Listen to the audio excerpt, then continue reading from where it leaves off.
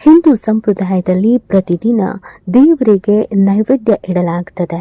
ಆದರೆ ಎಷ್ಟೋ ಜನರಿಗೆ ದೇವರಿಗೆ ಯಾವ ರೀತಿ ನೈವೇದ್ಯ ಅರ್ಪಿಸಬೇಕು ಅಂತ ಗೊತ್ತಿಲ್ಲ. ದೇವರ ಮುಂದೆ ಎಷ್ಟು ಸಮಯದವರೆಗೆ ನೈವೇದ್ಯ ಇಡಬೇಕು, ಯಾವ ರೀತಿಯ ಪಾತ್ರೆಯಲ್ಲಿ ನೈವೇದ್ಯ ಅರ್ಪಿಸಬೇಕು ಎಂಬುದು ತುಂಬಾ ಜನಕ್ಕೆ ಗೊತ್ತಿಲ್ಲ. ಅವರಿಗೆ ಈ ವಿಡಿಯೋವನ್ನು ಅರ್ಪಿಸಲಾಗ್ತಾ ಇದೆ. ಈ ವಿಡಿಯೋದಲ್ಲಿ ದೇವರಿಗೆ ನೈವೇದ್ಯವನ್ನ ಹೇಗೆ ಅರ್ಪಿಸಬೇಕು, ಯಾವಾಗ ಅರ್ಪಿಸಬೇಕು ಅನ್ನೋದ್ರ ಬಗ್ಗೆ ಮಾಹಿತಿ ಇದೆ. ದಿನ ಬೆಳಗಾದ್ರೆ ದೇವರ ಫೋಟೋ ನೋಡಿ ಕೈ ಮುಗಿದು ಈ ದಿನ ಚೆನ್ನಾಗಿರಲಿ ಅಂತ ಪ್ರಾರ್ಥಿಸಿ ದಿನವನ್ನ ಆರಂಭಿಸ್ತೇವೆ. ಹಾಗೆ ದೇವರಿಗೆ ಪೂಜೆ ಮಾಡಿ ನೈವೇದ್ಯ ಮಾಡಿದ ನಂತರವಷ್ಟೇ ನಾವು ಕೂಡ ಉಪಹಾರ ಸೇವಿಸ್ತೇವೆ. ಪೂಜೆ ಬಳಿಕ ದೇವರಿಗೆ ನೈವೇದ್ಯ ಸಲ್ಲಿಸುವುದು ಬಹಳ ಒಳ್ಳೆಯದು. ಖರ್ಜೂರ, ಬಾದಾಮಿ, ಹಾಲು, ತುಪ್ಪ, ಸಕ್ಕರೆ ಹೀಗೆ ಒಬ್ಬೊಬ್ಬರು ಒಂದೊಂದು ರೀತಿಯ ನೈವೇದ್ಯವನ್ನ ದೇವರಿಗೆ ಅರ್ಪಿಸ್ತಾರೆ. ಬೆಳಗ್ಗೆ ಪೂಜೆ ನಂತರ ನೈವೇದ್ಯ ಅರ್ಪಿಸಿದವರು ಕೆಲವರು ಮರುದಿನದವರೆಗೂ ಅದನ್ನ ತೆಗೆಯುವುದೇ ಇಲ್ಲ. ಅದರಲ್ಲೂ ಕೆಲವೊಮ್ಮೆ ನೈವೇದ್ಯಕ್ಕೆ ಹಾಲನ್ನ ಇಟ್ಟು ಅದನ್ನ ತೆಗೆಯದೆ ಊರಿಗೆ ಹೋಗುವುದು ಅಥವಾ ಬೇರೆ ಕಾರಣಗಳಿಂದ 4-5 ದೇವರ ಕೋಣೆ ಕಡೆ ತಲೆನೇ ಹಾಕೋದಿಲ್ಲ. ಆಗ ದೇವರ ಮುಂದೆ ಇಟ್ಟ ನೈವೇದ್ಯ ಕೆಟ್ಟು ವಾಸನೆ ಬರುತ್ತದೆ. ಆದರೆ ಈ ರೀತಿ ಮಾಡುವುದು ತಪ್ಪು.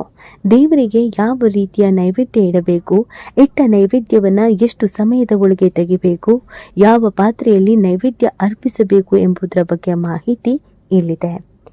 ಸಿಹಿ ಪದಾರ್ಥಗಳನ್ನು ಹೊರತುಪಡಿಸಿ ಕೆಲವರು ಪುಳಿಯೋಗರೆ, ಚಿತ್ರಾನ್ನ, ಮೊಸರನ್ನ, ಚಕ್ಕುಲಿ, ಉಸಲಿ ಸೇರಿದಂತೆ ಇನ್ನಿತರ ಖಾರವಾದ ತಿಂಡಿಗಳನ್ನು ಕೂಡ ದೇವರಿಗೆ ನೈವೇದ್ಯ ಇಡ್ತಾರೆ. ಈ ರೀತಿಯ ನೈವೇದ್ಯವನ್ನ ತಯಾರಿಸುವಾಗ ಖಾರದ ಪುಡಿ, ಉಪ್ಪು, ಎಣ್ಣೆಯನ್ನ ಕಡಿಮೆ ಪ್ರಮಾಣದಲ್ಲಿ ಬಳಸಲೇಬೇಕು. ತುಪ್ಪವನ್ನ ಹೆಚ್ಚಾಗಿ ಬಳಸಬೇಕು. ದೇವರಿಗೆ ನೈವೇದ್ಯ ಅರ್ಪಿಸುವಾಗ ಸ್ಟೀಲ್ ಪಾತ್ರೆಗಳನ್ನು ಬಳಸಬಾರದು. ಅಲ್ಯೂಮಿನಿಯಂ, ಕಬ್ಬಿಣದ ಪಾತ್ರೆಗಳನ್ನು ಬಳಸುವುದು ನಿಷಿದ್ಧ. ಆದರೆ ಅದರ ಬದಲಿಗೆ ಬೆಳ್ಳಿ, ಹಿತ್ತಾಳೆ ಅಥವಾ ಚಿನ್ನದ ಬಟ್ಟಲು ಅಥವಾ ಪ್ಲೇಟ್ಗಳನ್ನು ಬಳಸಬಹುದು. ಮಣ್ಣಿನ ಬಟ್ಟಲುಗಳನ್ನು ಕೂಡ ಬಳಸಬಹುದು. ಇವೆಲ್ಲದಕ್ಕಿಂತ ಬಾಳೆ ಎಲೆ ಬಹಳ ಶ್ರೇಷ್ಠವಾದದ್ದು.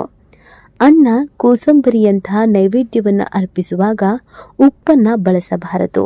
ಉಪ್ಪು ಬಳಸಿ ತಯಾರಿಸಿದ ನೈವೇದ್ಯವನ್ನ ದೇವರಿಗೆ ಎಂದಿಗೂ ಅರ್ಪಿಸಬಾರದು. ನೈವೇದ್ಯ ತಯಾರಿಸುವಾಗ ಸ್ವಚ್ಛತೆ ಬಹಳ ಮುಖ್ಯ. ಜೊತೆಗೆ ಭಕ್ತಿಯೂ ಇರಬೇಕು. ನೈವೇದ್ಯ ಅರ್ಪಿಸುವಾಗ ಮೊದಲು ಇಷ್ಟ ದೇವತೆಯನ್ನ ಪ್ರಾರ್ಥಿಸಿ.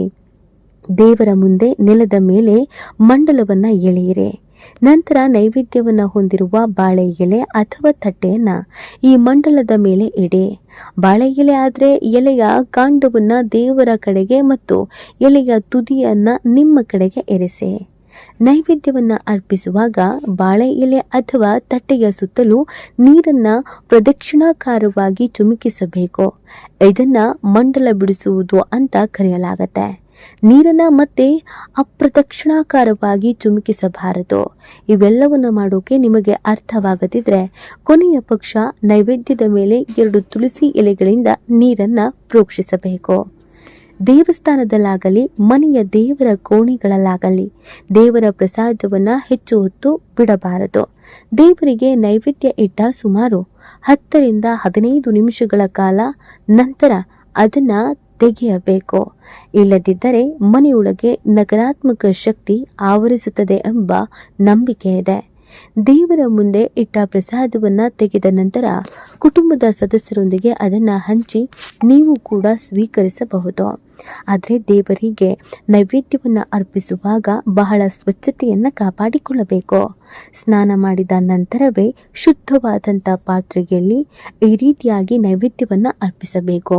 ಒಂದು ವೇಳೆ ಮನೆಯಲ್ಲಿರುವ ಎಲ್ಲ ಪಾತ್ರೆಯನ್ನ ನಾವು ದಿನಬಳಕೆ ಮಾಡಿಕೊಂಡಿದ್ದರೆ ಅದರಲ್ಲಿ ಮಾಂಸಾಹಾರ ಅಥವಾ ಬೇರೆ ಇನ್ನೇನಾದ್ರೂ ಮಾಡಿದ್ರೆ ಅದು ಕೂಡ ಕೆಡಕಾಗತ್ತೆ.